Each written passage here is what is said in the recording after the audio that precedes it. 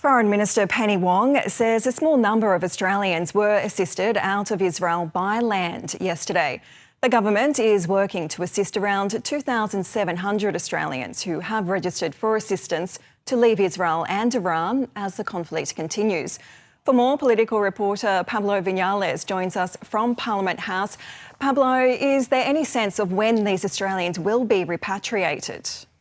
Meredith, there isn't much clarity on that front at the moment. The Foreign Minister stressing how dangerous and fluid the situation is. We know that the Department of Foreign Affairs and Trade is hastily trying to facilitate the repatriation of these Australians. The major difficulty, of course, is the airspace closures in the region. The airspace in Iran, in Israel and Iraq is closed, and there remain intermittent airspace closures as well in Jordan. So that gives you a sense of the logistical challenges that the government is facing in trying to bring back some of these Australians. The government says it understands how distressing the situation is for the citizens of Australian citizens in the Middle East and also their loved ones back home. We had an update on the numbers of Australians that have registered for assistance with DFAT, around 2,700 in total, 1,500 in Iran and some 1,200 in Israel. The Foreign Minister stressing that the situation is fluid, and she has confirmed as well that a small number of Australians were able to be safely evacuated from Israel. There are more opportunities in relation to Israel.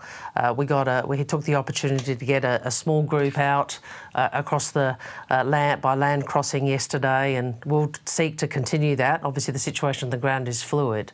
Iran is a very complicated situation, a very risky situation. I think we all know that. Our travel advice remains the same, and it is that people, if you are able to leave safely, you should do so. If not, shelter in place. And Pablo, Iran's ambassador to Australia has called on the nation to condemn the attacks. What has the Foreign Minister had to say about that?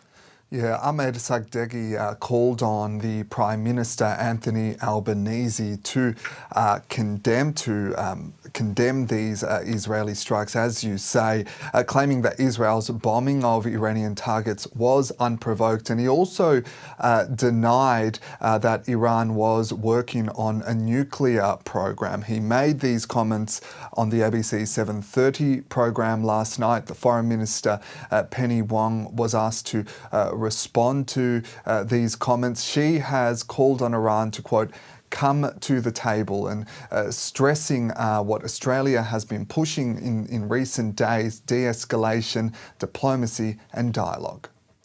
We all know the world has been grappling for many years with the risk of Tehran's nuclear program.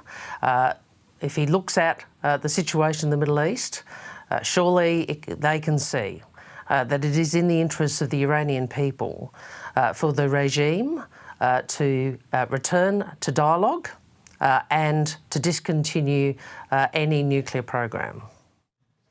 The Foreign Minister also sidestepped questions about whether or if the US were to get involved directly in the conflict, what Australia's response would be. We know Donald Trump has called for Iran's unconditional surrender and has left the door open, or hasn't said whether the US would actually get involved in airstrikes or in the actual conflict. The Foreign Minister wouldn't say what Australia's response would be, simply repeating that Australia is not a central player in the Middle East. Meredith.